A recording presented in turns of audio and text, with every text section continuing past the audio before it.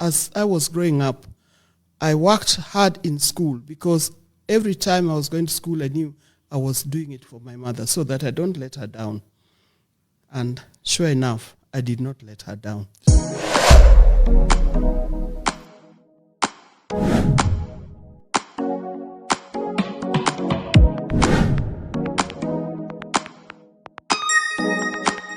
We are the home of Her Excellency Mama Ida Odinga, who happens to be celebrating her birthday today and her 50th anniversary in her beautiful marriage. Happy birthday, Mama. Thank you. Thank you for welcoming us here. And you're welcome. Thank you. Asante sana. So, ladies and gentlemen, today we don't have much time. We want to just get in it. I know so many of you know Mama has been Pin, and today is a special day that you'll really want to know more about who Mama is. Mama, so many of the listeners who call you Mama, people who believe in you, people who have just watched you, would like to know more about you, probably from your schooling life and how you met His Excellency, the Prime Minister, and how life has been up to date. We know it's been ups and downs as the normal graph of life. So kindly, would you want to share with us a bit about yourself and your life journey? Okay. I was born several years ago. I was born in a family of 6. I'm number 4. Yes, ma'am. My father was a doctor and my mother was a nurse. And I was born in Cabernet Hospital. Oh. And I was the first child to be born in Cabernet Hospital. Now, my father is from Game. Yes. My mother is from Huisero. A lawyer from Huisero. Yes. So I'm 50-50. 50% lawyer, 50% Luo. Now, in the early years, we lived in Game. But later on, we moved and lived in Migori. So I grew up in Migori. Oh. I started my school in Migori. I went to Migori Prep.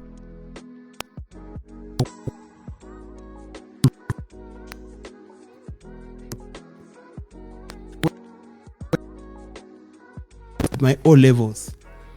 And from there I proceeded to the Highland School in Eldoret, now known as Moi Girls High School, Eldoret. From there I was in the University of Nairobi, where I did my BA with education. Okay. Yeah. Oh, nice. And then to the world. We will also want to know how you met His Excellency, how the journey has been. Oh my, that's a long story. Just give us a sneak peek. That was several years ago. Yes. About 52 years ago, when I met him.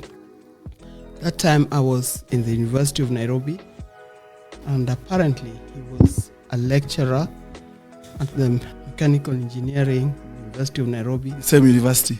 But I never met him inside the university. I met him outside the university. Oh. I first met him in my brother's house. My late brother. My brother's called Peter, who was a good friend of them. So one time I went to Peter's house, and there they are. That's the first time I met him. Oh, that's interesting. So many people could have confused that you probably met at the University of Nairobi, but you came clear and told us that you guys met outside at your brother's house, yeah? At my brother's house. Okay. In fact, he came to my brother's house with another brother-in-law of mine called Okachundiek. Okachundiek. Yes. Okachundiek is the father of Harriet Okach and Rosalind Okach, and then Millicent Okach. Yeah. Harriet Okach and Rosalind. Yeah, those three. Their mother is my cousin. Okay. Yes. Interesting. Nice. Okay, so after you met at your brother's place, life moved on several years. Well, there was nothing serious about it. I didn't know that actually I could marry him. But why?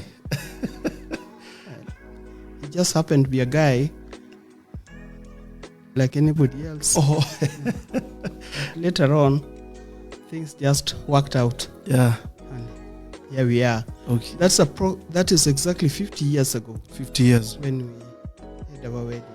So for 50 years, I've lived with this guy. 50 years of good marriage. Yeah. Now, today is your day. Let's not. We've seen you lately. You have a lot of activities that goes into philanthropic. We've seen Ogande Girls, the mega library. There's some projects that you have in Ukwala, the girls' school in Ukwala, and so many activities in supporting the girl child coming from Mama Ida Trust. Would you tell us more about Mama Ida Trust? Yeah, Mama Ida Trust is actually meant to. It's a mentorship program that I am using to mentor girls, particularly, but in general, I mentor young people. Now, I believe that education has made me who I am today.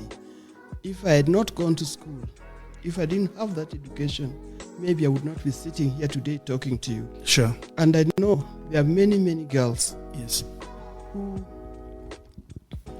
There are many girls. Yes. Who may not understand that they need education. And I think education is the best inheritance that you can give to your children. For that reason, it started with me when I was about 8 years old. I was just approaching 8 years old. I lost my father. Oh, sorry. And then we were brought up. The 6 of us were brought up by our mother. I think she worked very hard. As I was growing up, I worked hard in school because every time I was going to school, I knew I was doing it for my mother so that I don't let her down. And sure enough, I did not let her down. Sure. Yeah. Say education is the greatest equalizer. Yeah, it is an equalizer. It doesn't matter your background, but if you get it, and it also makes you become independent, stronger, and you can be able to make decisions that you need to make in life. And that's why I wish that I could have more girls getting quality education. Currently, in my list, I have about 120 children, both girls, students, both girls and boys, whom I'm paying school fees for. Oh, nice. It's quite a big number. It's a big number. Yeah. But that's what I keep on telling them. In fact, today you may see some of them today. Okay. But I think some of them in around here. Okay. Yeah. You hope to see them today. Yeah. So it is important that the girls, young girls, understand that rushing for early marriages or getting pregnant when they're still teenagers is not a solution. It is a hindrance to their growth and to their future life. Early marriage is hindrance to growth and future life. Thank you, Mom. And now, having seen the kind of activities that you have, you are a mother to many. So many people look up to you, including the 120 students. Here is Jacob that you also need to take care of, and yourself too. How do you go about this? How do you manage to balance? It is not easy. It is not easy. But the people I have around me, whether they're my friends, relatives, or workers, they understand that they've got to be responsible in the work that they are doing. I'd like to work with people who do not require supervision. Sure. They should know. That's why when I'm employing people, I employ people who understands what they're doing, so that you don't run after them, do that, do this, do that. They know what they are doing and they do it perfectly. If it was not like that, I would not manage most of these things.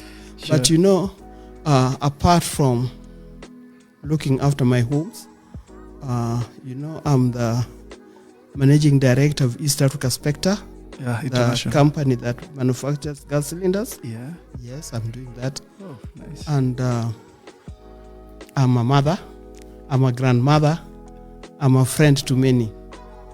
Nice. And apart from that, I have a very strong group of young people probably of your age, who call themselves sons and daughters of Mama Ida Odinga. They are great supporter of mine. You've seen some of them. Yes, they help me a lot. Yeah. They're helping me to achieve whatever I'm doing. Oh, that's great. That's great inspiration. Now back to it. How do you feel about today? How do you feel about your birthday, your 50th anniversary? I feel good. I feel really great. Imagine, imagine I'm here today. Okay, that's nice. Many people have not arrived here Sure. at this age. Sure. But I have. With the grace of God, Sure. I'm here today, and I feel excited, thrilled.